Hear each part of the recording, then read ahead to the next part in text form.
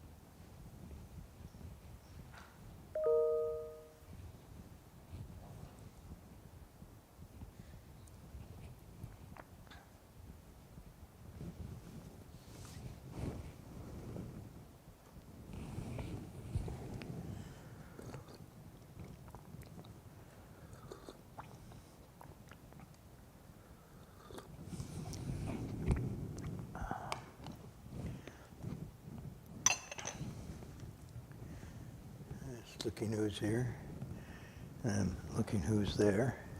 No, in that little box. Not you. No. this little thing here. Yeah. Hello. Yeah. So we're into the last section of verses in chapter 9 of the Avatamsaka, and I think we pretty much read them all. I mean, in an incantatory way, we've recited them all. So what I'm doing here is I'm just picking up on a couple of themes to talk about.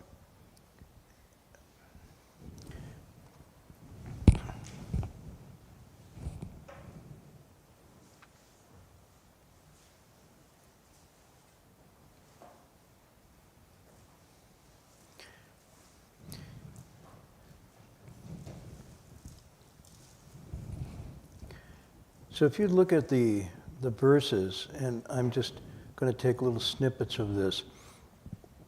We have something here, contemplates in the first one, kalpas,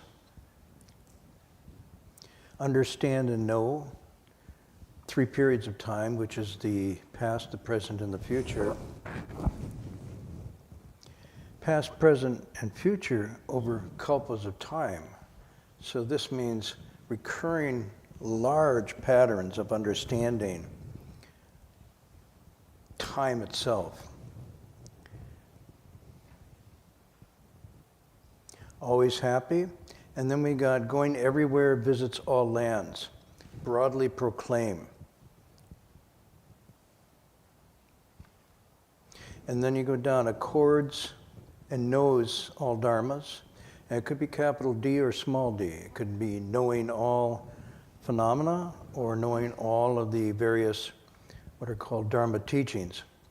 And again, you've got pervasively throughout the 10 directions. So now you have space. You have time, past, present, and future. You have kalpas, which is a huge measure of time.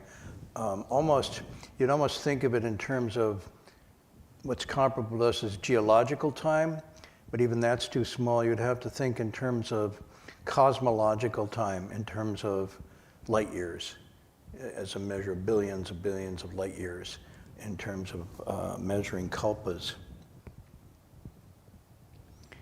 And then, basically, I'm going to pick up on that theme a little bit. So contemplates, knows, understands what's going on in time, what's going on in space, and then goes everywhere to all lands, broadly proclaiming, speaking. And then you also have in here phrases with accords with or accordingly. So this theme here, for me, is basically saying what we call Dharma, the description of things as they really are, and then the prescriptive techniques liberative techniques to get in sync with things as they really are. In the Avatamsaka, and I'm going to make this presentation tonight because I think it probably needs to be said, but as I think about it, it really stretches my mind a little bit. I don't think the Dharma that's being talked about here is Indian Buddhism or Chinese Buddhism or Japanese Buddhism. There's nothing in here, by the way, that says Chinese, Japanese, Indian. It just says broadly proclaiming this Dharma.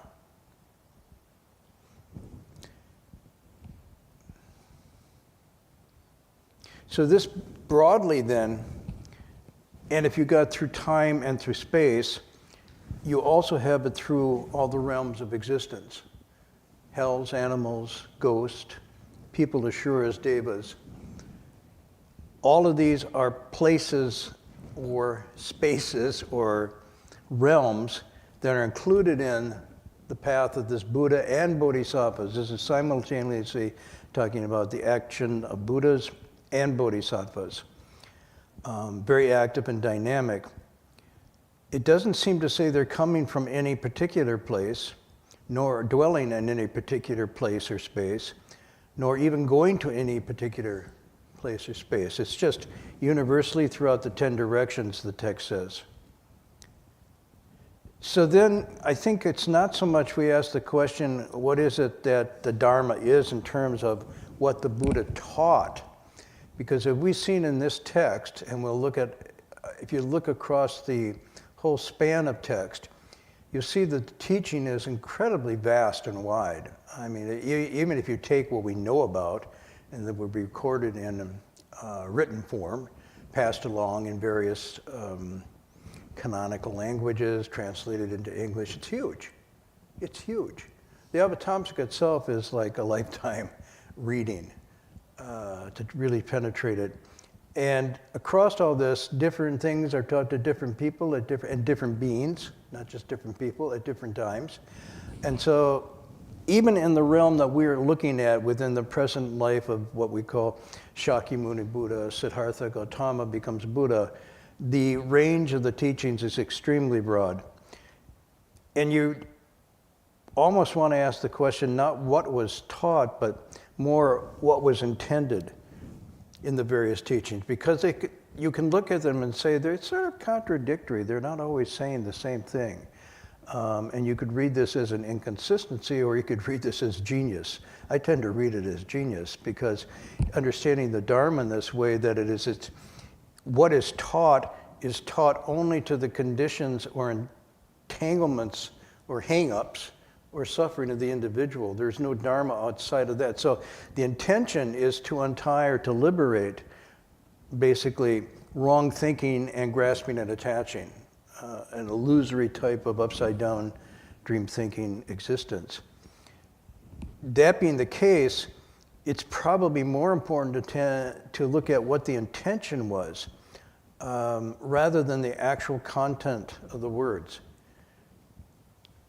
If we're going to get at what this broadly speaking Dharma is over all these dimensions of time and space and different beings. And so you get into this question. Each person, each of us here, we're very different.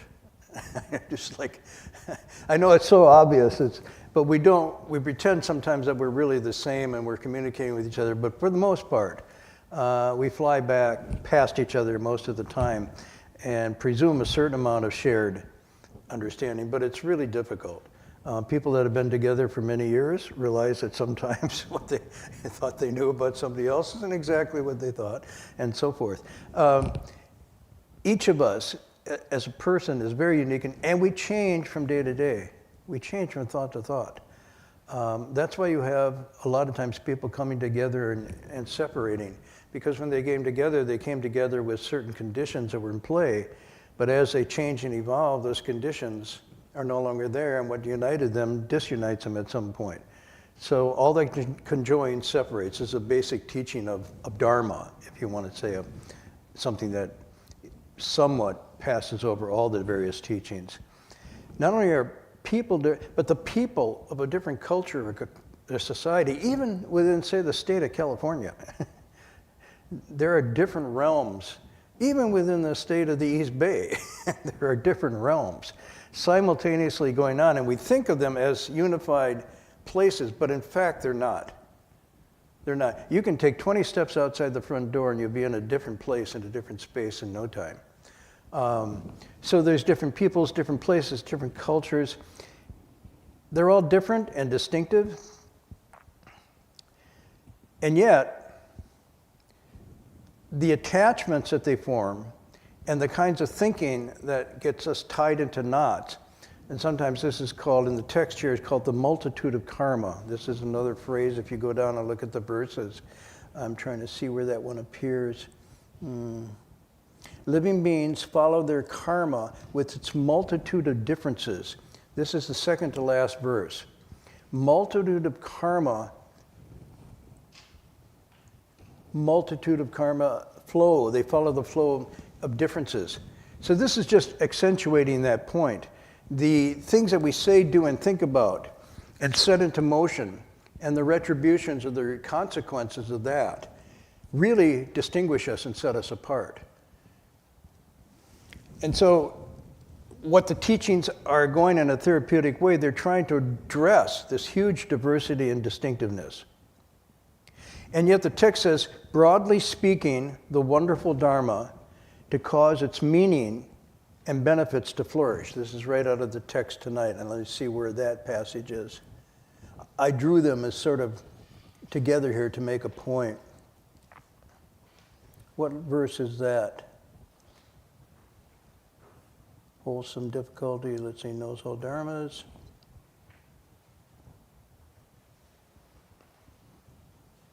Broadly speaking, it's in the middle. Anyone who goes to all lands, everywhere in the 10 directions, broadly speaking, the wonderful Dharma to cause its meaning and benefits to flourish.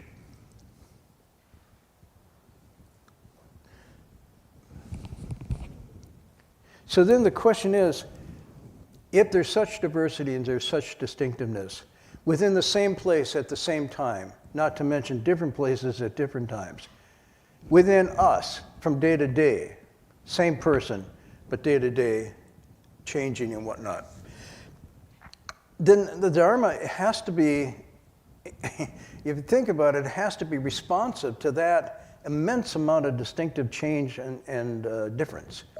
It has to be constantly changing and responding to accord with that. Hard to nail down what this means, and I think that's why it says broadly. Broadly means all-encompassing, really almost without boundary or barrier, or even being able to be captured in words and ideas and concepts completely, ever. So then the question is, what is this thing we call Dharma and what is it for? And what does it mean, as a passage of the text here says, what does it mean to awaken to the Dharma nature? Because you go on wonderfully proclaiming, let's see, on that line. Anybody spot that one? It's an important line. Let's see. Broadly proclaim the Dharma, which is thus, things as they truly are.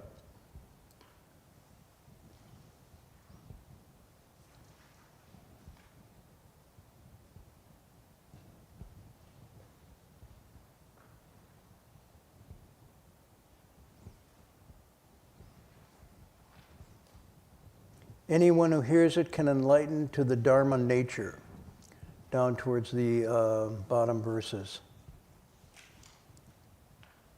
Spot that? Yeah. Oh, second to last. Mm-hmm. To awaken to the Dharma nature. See, these little lines are just something we pass over them, but what does that mean? To stimulate, inspire beings to awaken to the nature of Dharma. You could say in some ways it's the fundamental nature, the self nature, the essential nature that is presumed to be present in all of us, or the Buddha nature. You could say it's that, to awaken to their own nature. This is the thrust of the Platform Sutra. But it's also to bring forth a mind for the way. Well, what is the way? You know, we have to ask all these questions. Given this diversity, what would that be? And it seems as if the way is both something of a content of ideas and thoughts, but it's also a way of being. It's an embodied way of living. So it's not so simply the content of the Dharma's, these teachings, but there's something else that's going on here that can only be realized through actual transformative practice.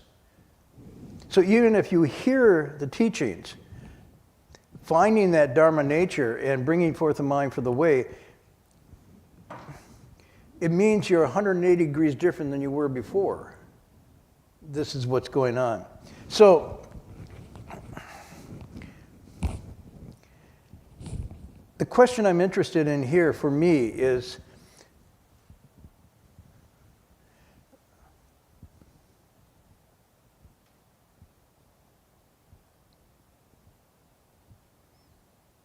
what is it in the Dharma, and if we look at it just in our time now, and we say it's coming roughly from the South Asian area through this Prince Siddhartha Gautama, goes from India through various parts of Central Asia, Afghanistan, and so on and so forth, works its way into China, works its way into Japan, into Korea. Southeast Asia has, and into then Sri Lanka and Cambodia and Vietnam, Laos, and so forth. And you know, more recently now into Euro-American setting, North America, South America. It's really spreading everywhere. But the question is, so what is this Dharma, what it's for, and how is it spread? Maybe ask this question: what can change and adapt over time as it goes to these different lands? What I'm trying to do is get the Bodhisattva Buddha that's doing this. Obviously, he's going to different peoples, different lands at different times. We think there's an immense difference between our Middle Ages, ancient times, and the present time. But in the span of this, you're talking about light years and centuries and millennia of change in time, and yet it seems to be there's a constancy here. The constancy, they're going forth, they're teaching, bringing forth, people bring forth the mind, accessing the Dharma nature, and so forth. Well, how do you find something that is thus, that like that, and then over all this year, I mean, I can't even imagine my grandparents understanding my world now. They would be completely blown away. If my grandparents dropped into Berkeley or the Bay Area for a weekend, this happened to my parents. My parents came to visit me from the Midwest and came to California, and they were absolutely stunned and shocked. Coming from the middle. I mean, saying this was back in the 70s. And they couldn't sleep at night. They were like, what is this? Everything's so fast. And wow, they'd never really even seen the ocean before. So they go to the ocean, and we're riding along Highway 1, and they're looking over, and my father's hands, you know, pinching my knee because we're too close to the edge. What are you, crazy? And then whatever we did, and they were like kids in a candy shop, completely overwhelmed. And when they went back, they said for nights they talked about what their experience was. That's 1970s between the Midwest and California. I mean, so if you're talking about my grandparents, even more so, they would never figure out. They wouldn't know, what is this thing? What, you know. Communication, technology, medicine, values, what was true and honest, what wasn't. All of this, what's going on today, they would be completely nonplussed by it. They would not be. So now we're talking about aeons of time. And yet, something about the teachings in the Dharma remain constant. That's why it's called eternally abiding. Eternally abiding, meaning there's a stability about it somehow that's able to span this. So the question I'm asking, what can change and adapt over time and place to people and living beings, and what has to stay the same in these teachings? And if it doesn't stay the same, you lose the Dharma nature. I'm really trying to wrestle with all of this. How do you get beyond and before the cultural conventions to something more generic and what I call, they use, Changju, eternally abiding, eternally dwelling? so that it's relating to a whole span of different people at different times, not particular to any one, any country, any culture, and yet has a core and root to it. To me, this is a really, really fascinating question. Why it's fascinating is because here we are now in the latest permutation of this coming in to Anglo-American, Euro-American culture. And so what is the essence of this, so to speak, that's adaptable and responsive to this time and place that was different than Central Asia or different than India? Because if you read the text really carefully, this Avatamsaka, it's not saying that Buddhism began in India. India was just another realm, another place that became a teaching platform for these Buddhas and Bodhisattvas over limitless time, past, present, future couples, and so forth. So somehow or another, when it comes into any one place, these Buddhas and Bodhisattvas, it says, through their knowledge and through their contemplative practice, their samadhis and penetrations, and lack of ego, which means they're able to pick up on things without projecting and throwing their own particular biases, if you want to use that word, and just receptively picking up. They go to any place and they pick up on the patterns, if you want to use that language, the sort of the configurations of living beings' thoughts and attachments and values and beliefs. And then they work, once they understand that, they work within that. And the Dharma that is activated is to response to that. And it may be very different in that place than it is in this place. That's what the Avatamsaka really goes through. A wonderful chapter about the four truths are called this here, but they're called this there, and they're called this here. You go, wait a minute, I thought they were just the four truths. No, there's something underlying about the four truths that's universal, but then there's something very adaptable and used in different languages, completely different philosophical concepts, different emotional configurations. It's really pretty interesting stuff. So, I mean, we want to nail it down, and we think we got to nail down on the text we're using, but the texts we're using are only texts for a particular time and place that we're in now. The Avatamsaka is suggesting to us that it is not bound by text. Text is an expedient device as well. Some places text are not used. Even words are not used. Imagery is used. Sound is used. Really? Yeah. So I'm just saying, if you start to get into the richness of the domains of what's going on here, it's like, wow. So last week, you know, we had those difficulties. We remember talking about the 10, what are there, 10 difficulties? 21, 11 difficulties? What was it from the Sutra in 42 sections? A lot of difficulties. Okay. And I mentioned that this is considered one of the first texts coming from India, Central Asia, introduced to Buddhism to China around the 1st century of the Common Era. And it's translated by these two Indian monks, Dharmaratna and Matanga. And they're working together, and so it's given to this White Horse Monastery, which is a new monastery, as far as we know, the first monastery in China, set up by the emperor. Now, the double stories go, they just came in, they were missionaries. Or another story is the emperor had a dream of a golden light being coming, and he asked his advisors, what does that mean? They say, it must be that Buddha in India guy.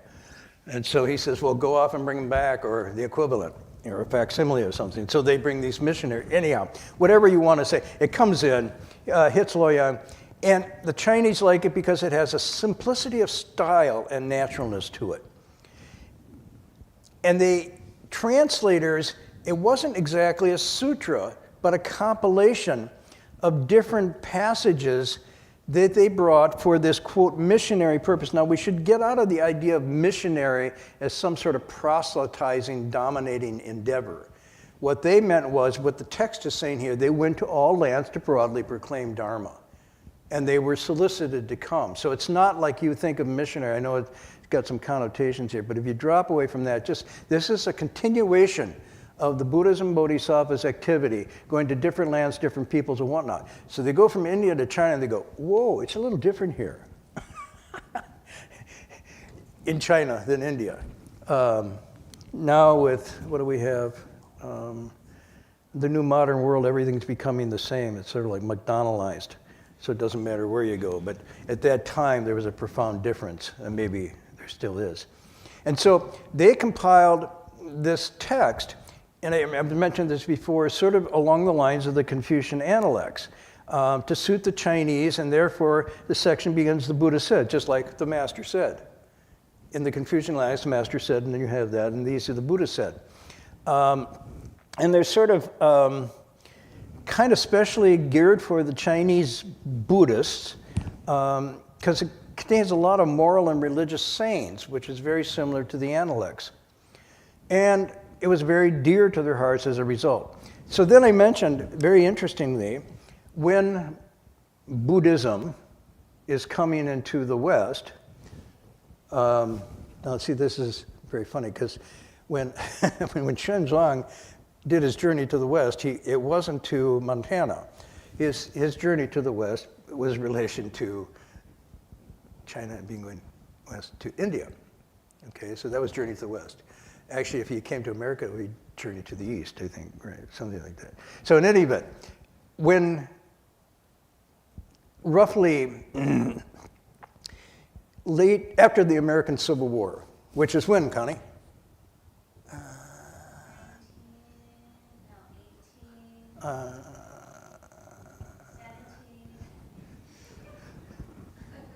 Yeah, it was before the American Revolution, which was in 1960. Okay. Yeah, I mean, Google would help you, but there's an app for instant awakening, by the way. It's 1860s, 1865 it ends. So it never ends, really. What did Faulkner say? The past is never gone, it's not even past. So aspects of the American Civil War linger with us today. I'm not going to go into great detail, but Black Lives Matter is a spin-off of the unfinished Civil War. Coming back, when there's an attempt to bring Buddhism in after the American Civil War, especially after the Parliament of Religions in 1893, then a number of Buddhist teachers for the first time come into America. And they're coming from Japan, and they're coming from Sri Lanka. Some are coming from India. And there is what's called a reverse missionary movement that gets supported by Americans who want to see Buddhism come into the country. And they say, look, we've been exporting our religions for a long time to them. Why don't we make it more interesting and support those missionaries coming to bring theirs into us? And as a result of that, one of the first things that happened was this Japanese Buddhist abbot, Soyen Shaku, who lived from, say, 1859, just before the American Civil War started, to 1919, just before and during the World War I. I'm doing history here because nobody does history anymore. And you go, World War I, was there a II? Yes, there was. But let's just go World War I in 1919. And he was a Zen master, and he came to Chicago, the Parliament. He gave some talks, but he didn't speak English, so he had a translator with him, a young fellow named D.T. Suzuki, who translated his talks. And then afterwards, he got invited back by a very interesting man, Paul Karras, and his father-in-law, Hagler, who lived in Chicago and outside of Chicago. They invited him back and set him up on a number of lectures. His biggest success was on the West Coast here, San Diego, Sacramento, Fresno, San Francisco, Oakland even. And those talks were translated by Suzuki, translated in English, and they're put in one book called Zen for Americans. It was the first really big publication to introduce, and in that was, and the sutra in 42 sections. So the very sutra that's used to bring it into China in around the 1st century, now we go to the late 19th, early 20th century, and it's the same text they're trying to do to bring it in to the United States. The question then, for me, sort of goes like this. Was this text really suited to Americans? Because if what we've been talking about seems to be in that Confucian mode suited to the Chinese, And I doubt that anybody here really has read that text very much at all, right? How many people have read the Sutra in 42 sections? 1, 2, 3. So less than half of our group has. And yet, at one time, this was considered the introductory, the most friendly springboard into Buddhism. Now, if I ask what other things you've read, some of you have read direct sutras, maybe Lotus Sutra. Any Lotus? A couple heads are nodding. Okay. Prajnaparamita text, the Heart Sutra, the Vajra Sutra, the Avatamsaka, obviously, Shurangama Sutra. You see, there's a lot of heads nodding on this, but the sutra in 42 sections, and it's very interesting. It's almost like Soyen Shaku didn't really read the audience. He just did what he thought. I'm going to this foreign country. It must be like when monks came from India to China, and I'll use this sutra section. And you realize that it took somewhere like 300 to 400 years before Buddhism from Central and India starts to meld and become a Chinese-owned thing. Like thinking and believing and practice starts to really become institutionalized. So then the question some people ask is, well, did Buddhism change China? Or did China change Buddhism? So this is a debate that goes on. And then the next question is Buddhism going to change America, or is America going to change Buddhism? But what I'm trying to get at is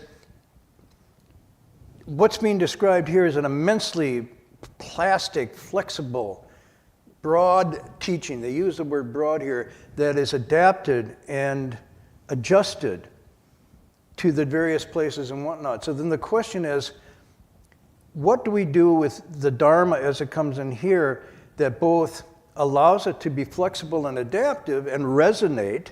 And by resonate, I mean in the therapeutic sense of activating the Dharma nature in each person. And what is maybe adaptations that go the other way and make it more American rather than less Dharma?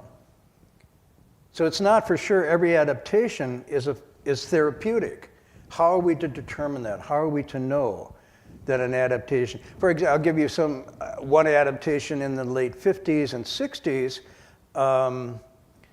when Buddhism was starting to be popular, especially in this area, there was a kind of understanding that Americans at this time were really pig-headed, strong-minded, independent, not rule-following, iconoclast, something like that, right? Yeah. And so talking about precepts and moral discipline was not expedient. It wasn't suitable to the conditions of the society. And therefore, a lot of teachers just went past that point. So when you have, a classic model of the teachings are Shila, Samadhi, Prajna, precepts, concentrated equanimity, and wisdom and insight. You get rid of that first one and you just go to sitting meditation and then insight.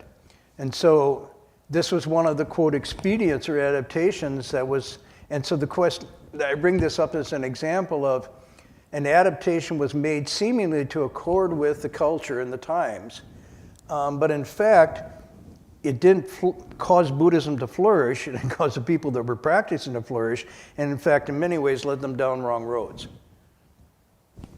I'm just being honest about this. So, as we look at this, I'm asking more questions, and I'm not trying to provide answers so much as things that I really think about. What is it in this culture, in our times, in a more general way, not just our particular individual way, but in this culture and time, that the Dharma can and will resonate with, that it will respond to? And what is it in our time and place and culture that is actually somewhat antithetical and rubbing against it? And so the question then becomes, how is it and what criteria do we use to make these adjustments? Some people felt, for example, that the monastic movement, the monastic institution wasn't suitable to the West, to Westerners, because we have an anti-clerical, anti-ecclesiastical stance. We're very democratic and non-conformist institutionally, that the Protestant Reformation pushed against an establishment of clerical authority, blah, blah, blah. And so the movement in America is going to be lay Buddhism. And so people have thought about that, moved that, and yet my teacher makes it a cornerstone of his entry into the West is establishing monastic community. And big time on precepts. And it rubbed against us in the 60s. I want to tell you that it's like, why is he always talking about following the rules? No killing, no stealing, no sexual misconduct? What? How can you be free without, And yet he kept, unexpediently you might say, pushing this. So the question is, why didn't he adjust that and adjusted other things? He adjusted other things. I mean, it was quite flexible in other ways. But in other ways, so I'm really interested in this question, what can be changed and adapted, and what, when you stretch it so far, loses any elasticity to hold? Let me give you, this is, kind of goes from the text tonight where I was going, which is, if this teaching isn't a culture, isn't a country, isn't even a time, but as the Avatamsaka presents it, transcends or goes across all of those, and yet maintains a color, a tone, a vital, liberating energy to it. If that's the case, then when we think about it, when we interpret it, we have to get out of the historical, cultural determinism of it and say it's true because it's like this, or it's true because it came from here. It only seems to become true in that it works. And it's only true in that it works to do the liberating, contacting the Dharma nature in each of us and in the culture in general. So here's my teacher. This was I can remember I was there that night. This was in 1975, 76. And he said that evening, make no mistake, what I'm teaching you is not Chinese Buddhism. My Buddhism is not Chinese, and it doesn't belong to any culture, any time, or any language. It belongs to all living beings at all times and all places. I mean, this is, and in fact, he was lecturing the Avatamsaka at that time. But I didn't know the Avatamsaka well enough to know that this was actually echoing the actual passages that we've been looking at tonight. It's not east, nor west, nor north, nor south. I don't even want to call it Buddhism. It's the teaching of the mind, the teaching of living beings. It is human psychology of the most profound depth. I've taken Buddhism, therefore, and changed its name to the teaching of all beings. So the question then becomes like, well, what did he carry over, bring from, say, China, and what did he leave behind? What did he innovate, and what did he conserve, if you want to use that language? He had a motto, we accord with conditions, but do not change. We do not change, but we still respond to conditions. This is the part of what's called the Gold Mountain Manifesto. So it's this like idea, something stays constant and is almost non-negotiable, it's going to be there forever. And then there's other things that are completely adaptable and negotiable. And again, how do we work with that? How do we decide that ourselves? Okay, so a little further on this. I mentioned D.T. Suzuki. People know D.T. Suzuki, know of D.T. Suzuki? Everybody seems to know. He was a very popularizer of Buddhism, Japanese in his background. He was a disciple of Soyen Shaku, the guy that came over. He came over later when he was still 19 years old, people don't know this early time, in the late 1900s, 1890s, early 1900s, and stayed with these guys in Chicago area because one of them was a German philosopher, really well respected, and he wanted to understand Western philosophy so that he could then be a missionary to bring Buddhism, translate Buddhism from its Japanese setting to Americans. So he stayed with these people for a while. Then he went back to Japan. A lot of things fell apart in World War I, but this is one thing that fell apart. There was a very strong, interesting flowering of Buddhism in the West, among other things, civil rights, women's rights, all kinds of things going on at that time. World War I just completely blew all this out of the water. The idealism was shot. It was one of the worst disasters of human unkindness to human unkindness. First technological war that we ever had. I mean, if you want a good take, it's a good movie, All Quiet on the Western Front, look at the new version. You get hey, Connie, check it out. You don't have to read any history, just go to the movie, All Quiet on the Western Front. You'll get a sense of World War I. But in any event, what I'm trying to say here is, before that, then he went back to Japan during that time. He comes back in the 1950s, and he becomes very popular. He's lecturing and teaching at prestigious East Coast universities. He's invited all over the place. And what is he teaching? He's teaching Zen. His whole thing is Zen at that time.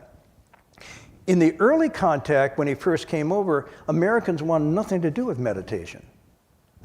They weren't interested in it at all. They saw it as unreliable, mental musing, daydreaming, even irrational, and some called it a drug-induced withdrawal. What they wanted was something rational, philosophically strong, socially engaged, and scientific. So Suzuki then initially gets into presenting it in that way, but comes back and finds a different America in the 1950s and now goes into Zen meditation. So this is interesting in the sense that he rereads his group. What happened in between? You have two world wars. You have Hiroshima and Nagasaki.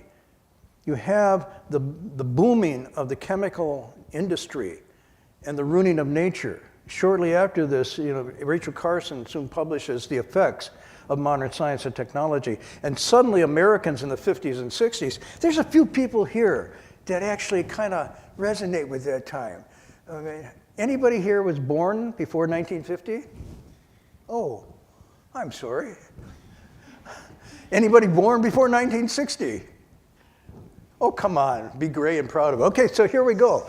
Okay, so if you pick up on the zeitgeist of that time, what you're picking up on is a disenchantment with organized forms, a disenchantment with authorities that have let you down, a disenchantment with isms and even religion. There is a sense of a romantic return away from the hyper-rational and ideological, and so forth. And there's an exploration of the inner dimension, of the contemplative, of the intuitive. The whole art scene changes, the music scene changes. There is a flowering of new forms and a breaking away from old forms. And now suddenly the idea of sitting in meditation becomes immensely attractive. And so this is what happens when Suzuki, now not the Sutra in 42 sections, now he's into Zen. What's really interesting too, and I'll just maybe close this part tonight and come back to this more next week. He thought that the best way to get Americans to line up, one of the best ways to line up and understand the teachings at this time was science. Because what had happened, I'll go back a little bit, Americans prior to this time in, say, the let's say around 1850, believed that science and religion spoke the same truth. And then comes this fellow called Charles Darwin and Lyell in geology, and they say, no, actually the Bible is not a very accurate account of the way the world developed. It didn't actually happen in 7 days. And they go through this, and people's faith in the alignment of religion and science now starts to break away. One group says, oh, science is just a passing fad. We'll get back to the good old times again. Well, unfortunately, or fortunately, it's not a passing fad. Others said it's wrong, and we're going to stick with the fundamentals, hence the birth of fundamentalism at this time. Others went another route and said, let's reconcile science and religion. And Suzuki, and I'm saying this quite honestly, coming in the 1890s from a wounded Japan that had been imperially colonized by Western powers and embarrassed and lost, and felt that they were behind, said, how can we gain face again?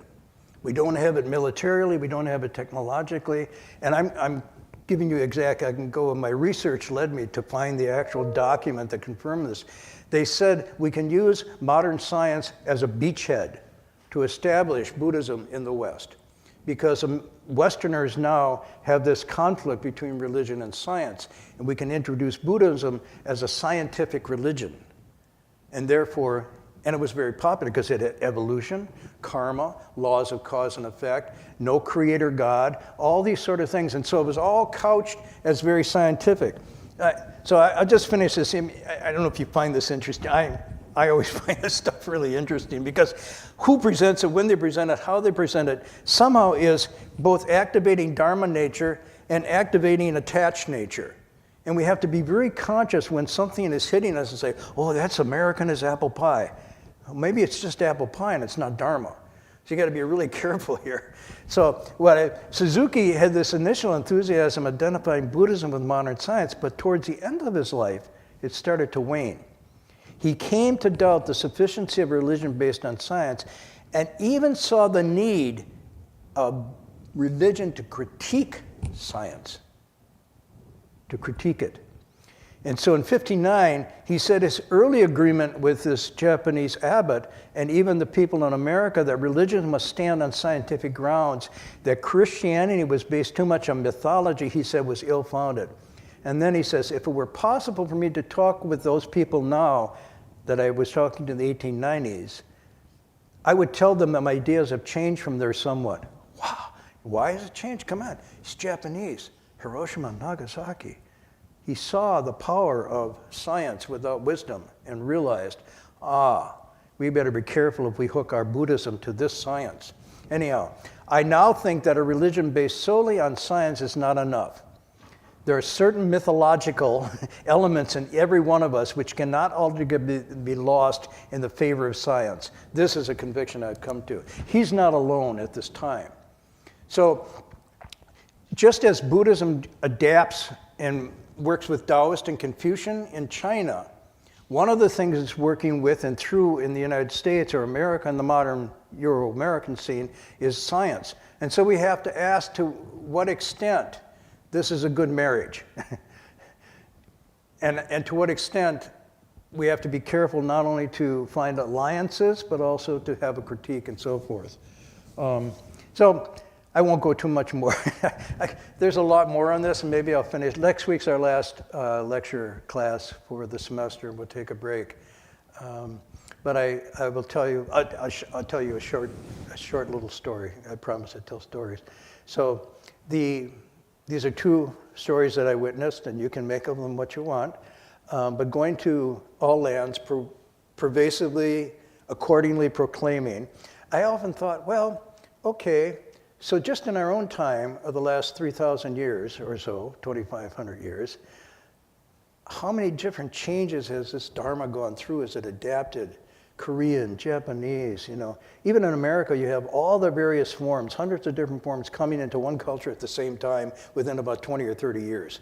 Whoa, how do you assimilate all that? Anyhow, I was thinking, well, if it's all times, all places, then what is Dharma like in the hells?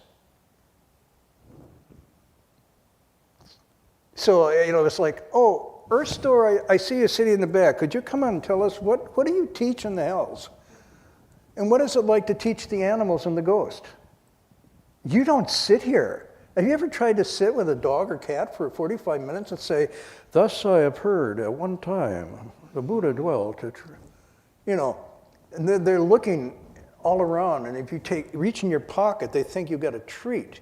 They're not picking up on any of this. So, and then you think, well, even among people, all the variations, well, what's the appropriate Dharma? And then you go to the Asuras and the Devas. And remember I read you Ajahn Mun a couple weeks ago, how during the day he would talk to the villagers and talk to them, teach Dharma about be good people, don't commit adultery, and don't steal from your neighbors. And you go, oh, that's profound, thank you, thank you. And then at night, these Deva beings, these spiritual beings would come, and they'd want Prajna Paramita text, and he said they'd sit there for hours, completely enraptured. After 15 minutes, the villagers were going, oh, wow, gotta go, you know. And so even among different people in this realm. So I was trying to think, if this is the case, what would that be like? So here's two stories I can tell you. One story, my teacher, for whatever, his first name was Dulun, which is to cross over. And he specialized in giving refuges and crossing over people, but all different beings. This was associated with him. And so I can remember one night he was lecturing, and for some reason he called myself and Heng Sure up for something. He would do this. He'd lecture in Chinese, then someone would play the tape. You know tapes? Anybody tapes? They're like little plastic, and yeah, okay, they record sound. This is before, I was like, Connie, look it up. This is before streaming. Anyways, and then, you know, they'd play it back and they'd stop and they'd translate it in English. And then while that was happening, he'd be doing his thing up in the high seat. And often it was like he was looking down, reciting, doing various mudras and things. But then he would call you up to talk. So he went up to talk and he said, okay. And then he said something. He said, so I was really impertinent. I said, Master, what are you doing? What were you doing there? And Heng Sure kind of looked at me, you don't. He says, well, I was giving refuge and crossing over a hungry ghost. I looked at him. I said, like, what is that like? And here's where you call pearls to swine, you know. It's like, you can't. He said, well, let me say this much. First, I had to give the hungry ghost a burrito. And then he stopped. And once I had his attention, I could. I was like, of course, a hungry ghost would be crossed over, not just by whatever that technique was, but by the anguish that was suffering from food or deprivation or something. Okay? So it's just like, I'm telling you this, you can do whatever you want, but that was part of the expedient means that is being talked about here.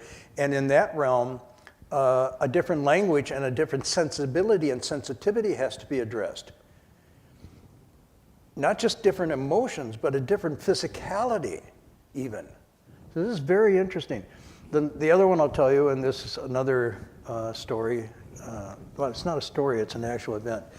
We were up at the City of 10,000 Buddhas in the early days, and the Buddha Hall was not our Buddha Hall, it was still the gymnasium at that time.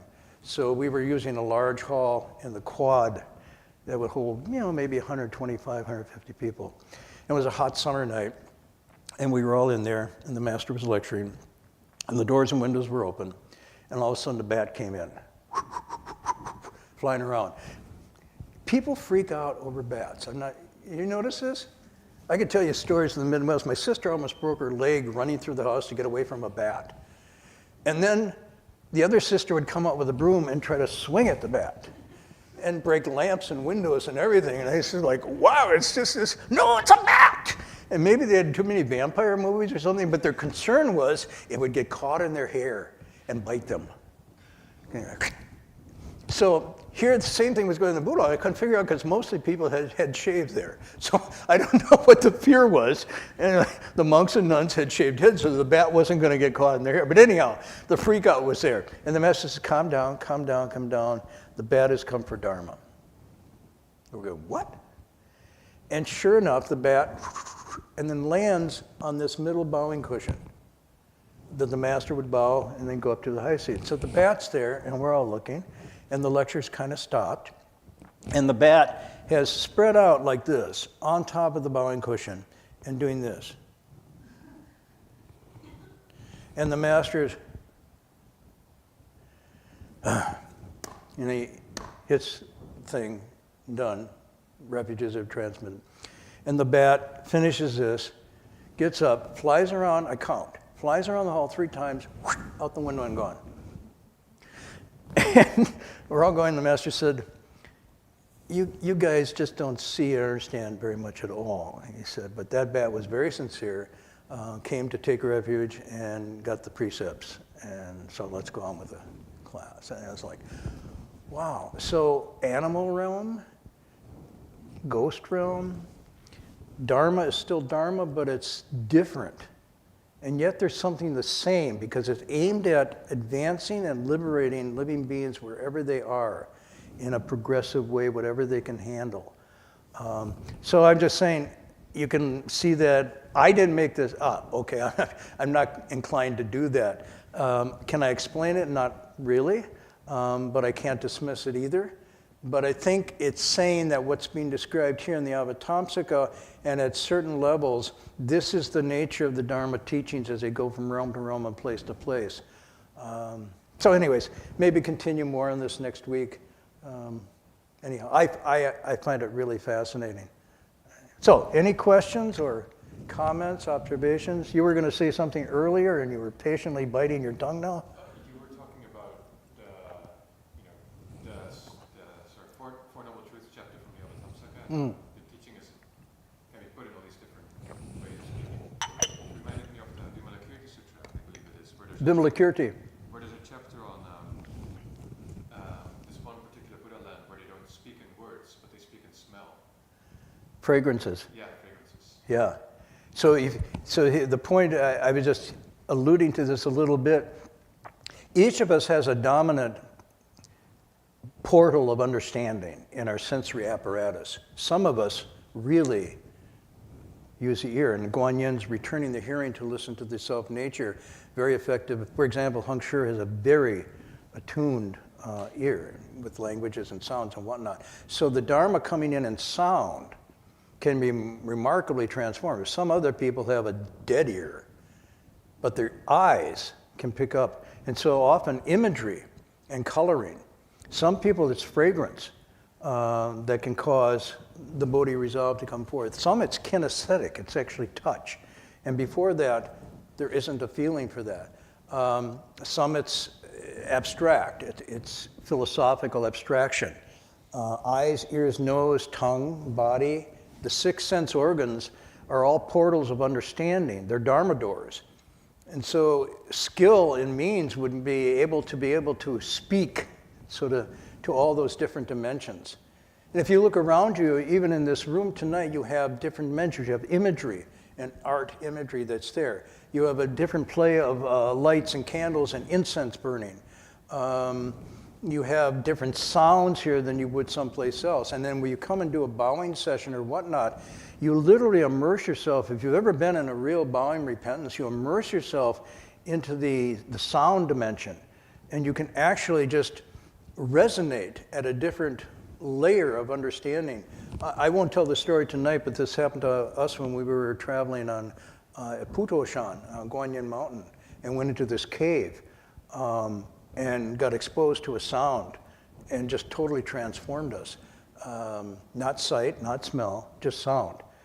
And when we left the cave, I'll tell you short, when we left the cave, Heng Sure and I said to the other 2 monks who were also in the cave, you guys, are you going to write that down? Because that's an incredible liturgy you were doing. And they said, what are you talking about? Because these were the 2 monks who were used to do the wainaway, the chanting. They said, no, you guys were just chanting something that was really, quote, out of this world. And you're going to no, we didn't do anything. And we were the only 4 in the cave. And then Heng Sure and I started to realize, oh my God, we were hearing chanting from some other realm. And of course, later the guide that took us says, some people go to this caves and they see things and they hear things that are very unusual. We know this. And I'm like, oh my gosh. And we swore to ourselves, okay, let's remember this. It was the most beautiful chanting sound for Guanyin Bodhisattva. I mean, just if I could do it now, you'd all be transported. And by the 20 minutes later, we couldn't remember it. We could not get it done. It was so ethereal and so ephemeral at the same time, but so exquisite.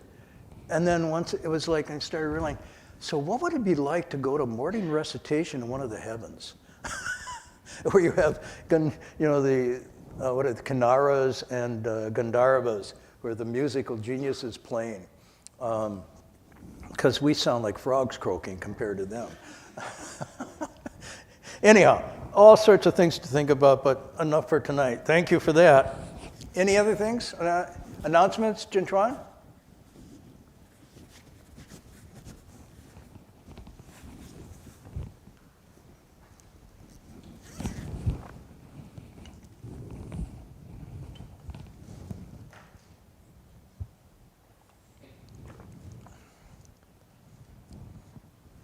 Or something to say.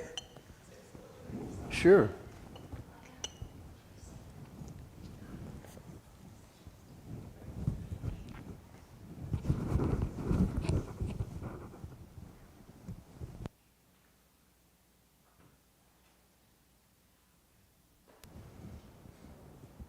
While he's doing that, I think Saturday night has started up again with Heng Sure. Okay. And you've started a good schedule here? Yeah. Okay.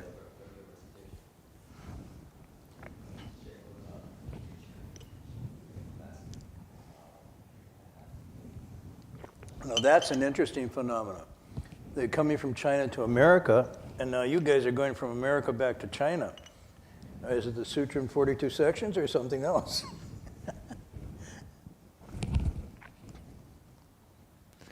Actually, one of the interesting things that we found out being in China is the influence of actually Buddhism in America on China. We talked to some of the bhikshunis who are interpreters. They're like very fluent in English. So they were the ones showing us around. And one of them was actually trained at a Chan monastery. So we were talking to her about her training. And he said, like, so how do you get introduced to meditation? And she showed us a book by Joseph Goldstein. I was like, wow. I think the book was something like Settling Back into the Moment by Joseph Goldstein. And she showed us the book. And I was like, you read this for introducing meditation in your Chan monastery? So just this kind of confluence of cultures. But in that spirit, I think one of the things that was really striking to me, for people who don't know, Jing Weisher and myself just came back from China. And Jing Weisher is resting because I think he's still recovering from the trip to China, was we actually spent a good amount of time at a monastery called Jingshan Monastery. Maybe you could say Gateway Mountain Monastery. And it was built in 745 in the Tang Dynasty, so 1,200 years of history. At one point had 1,700 monks there. And it was really the kind of origin of tea that then got transmitted to Japan. Like the tea ceremony came from this monastery. The origin of the huato that we use, the shay, hu, came from a monk from that monastery. When we went there, and the architecture was in the they rebuilt in the Song Dynasty, and it looks very Zen. It's like, wow, it looks like you guys use the Zen aesthetics. So actually, this is the Song Dynasty architecture that the Japanese came and saw, and they built that in Japan. Became the architecture. And so this, you could say, monastery has very deep Chan roots. And we were speaking with the abbot, with Rev Heng Sure, and also we were very fortunate to have Ajahn Jayasaro and Ajahn Kovilo and Ajahn Nisabo with us, our kind of Theravada brothers in the Dharma. And Rev Heng Sure was asking him about Chan and how he introduced Chan to practitioners. And I won't go into all the details, but I'll just share you with some of the highlights I thought was quite interesting. So he said that they're actually trying to develop a training program to help people kind of learn step by step, and they're kind of creating like a curriculum with like 3 different books explaining what you're supposed to be doing, and they're going to be published in the future. And then Rev Heng Sure, because Ajahn Jayasaro was there, turned around and spoke with Ajahn Jayasaro. And if people don't know Ajahn Jayasaro, he's, how to describe him? He's a very senior monk in the Thai forest tradition. He wrote Ajahn Chah's biography. He's actually, I think, a Thai citizen, and he has like a special kind of visa. He's actually a Dharma messenger visa. So he goes around and he speaks at the Thai embassies around the world to teach the Dharma to the embassies in Thailand. And he at one point was the tutor of I think the now king of Thailand. He was put as a tutor for when he was a prince. So regardless, he's very learned, actually from UK, and kind of very down to earth. So Verhoeven Heng Sure turned to him and asked him, so like, how would you explain meditation? How do you bridge it? You know, it's interesting because I was trying to help translate a little bit here and there for when the abbot was speaking of this monastery. And part of the Chan method, you have this doubt, right? You're supposed to have this great doubt when you're investigating the Chan topic. So Ajahn Jarasaro says, you know, I have a doubt about the translation doubt. Because, you know, usually doubt is an affliction. So I wonder, would it be appropriate to translate doubt as intense curiosity? And I was like, It's kind of like, I was like, interesting. And to me, it really kind of connected home because I remember when I first got to the monastery and this doubt was this very mysterious thing. And it almost like furrow your brow trying to like solve a problem. And over the years, I realized that just ended up in more kind of tension and confusion. And actually it really required relaxing while having this openness that you kind of inquire into. So I was like, wow, that makes a lot of sense. That it's this kind of curiosity that's, you know. And so he then explained what he felt was a really good foundation for this kind of inquiry. He said, I won't give you all the details because it'll take a little bit of time. But first he said that meditation, he teaches, is not just sitting, but a whole way of life that influences how you speak, how you go about your day, and so forth. Right? Immediately then the precepts come in, the kind of ethical dimension comes in. And then he says that when you first sit down, the thing that you meet is not going to be like bliss and wisdom. What you first meet is the things that you could say are not bliss and wisdom. Usually the kind of confusions in our mind. And it's by slowly letting go of those that the clarity comes forward, comes out. And then he said, for him, the 5 hindrances, if people don't know, it's, I think, something like ill will, sensual pleasure, doubt, restlessness, and sleepiness, torpor. He says, when you kind of let go of the 5 hindrances, then your mind is prepared to investigate. And he said, because the reason is you're able to have a topic come before you, and you don't have the tendency for aversion or attraction or kind of haziness. Your mind's already ready to have an object and not move. Then you can investigate Chan. I was like, wow, that was just and you said it just, out of just sitting there and just sharing. I was like, wow, that's such a clear kind of step-by-step kind of preparation for really how are we going to go about this meditation practice.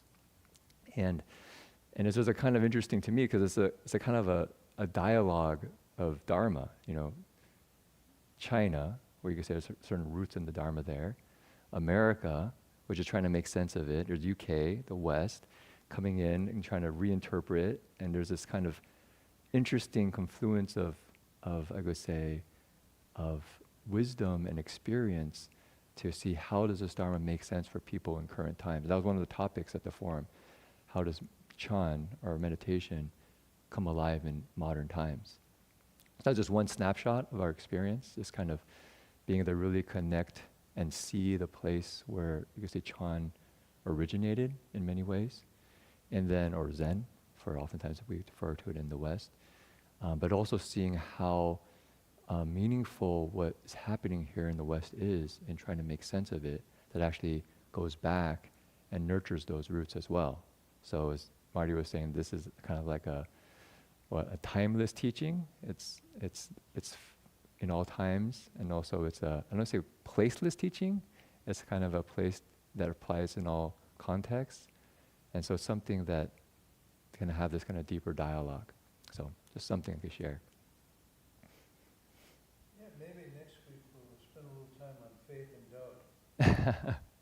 Yeah, that's a good topic. Very interesting topic. I had a student from GTU, from one tradition, and she said, if I doubt, I'll fall into the hells. And then she said, but when I studying the Buddhist thing, she said, if I don't die, I'll fall into the hells. So what am I to do here? That was the beginning. She did a whole dissertation on that, but next week maybe.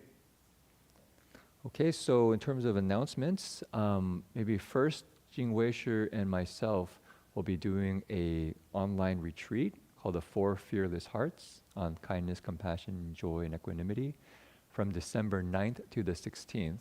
So if you're interested, you can sign up at pod.servicespace.org/apply, I think, Fearless Heart. Maybe Locke can put in the chat box. If you're interested, you can ask me. I can kind of give you the link. It's basically a week where we really look into how those 4 hearts connect to our lives, and you get to do it with a kind of worldwide community. We were in Europe, we were in China, and there's also the whole service space ecosystem in India and the Bay Area.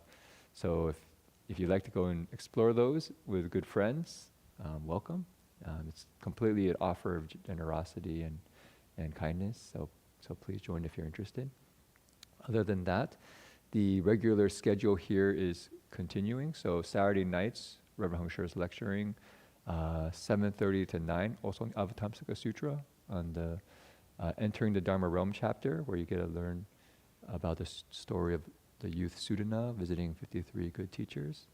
I think a number of our other classes will be winding down just for the kind of winter break. But Stephen Tainer, I think, still has this class on Wednesday night. You can tune in online. And James Baraz has also been doing it Thursday night. And I think next week actually is still a first Tuesday before, the last first Tuesday before the Bayagiri monks go on kind of winter retreat. I believe Ajahn Karuna Dhammo is coming down. So that's a really wonderful chance to draw near. He was actually the first Anagarika at a Bayagiri monastery. So a lot of experience, very kind and wise monk. So I think that's pretty much it. I don't know if I'm missing anything. If you're interested, you can join us at berkeleymonastery.org to find out more details. Okay, I'm going to do dedication of merit.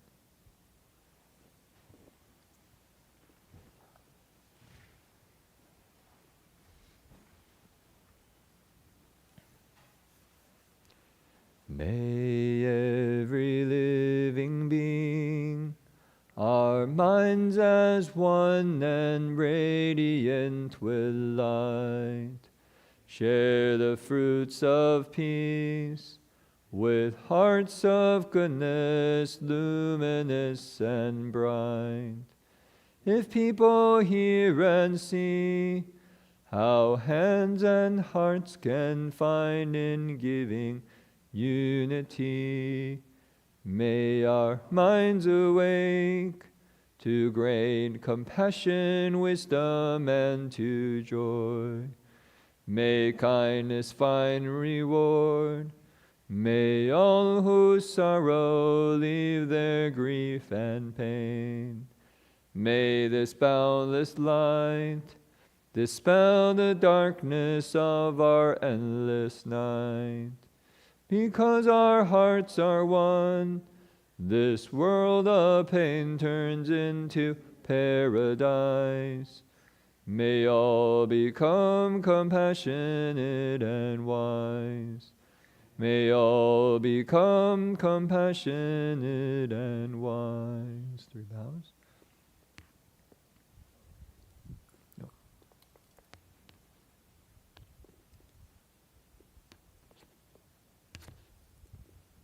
Bow in respect to the 3 jewels.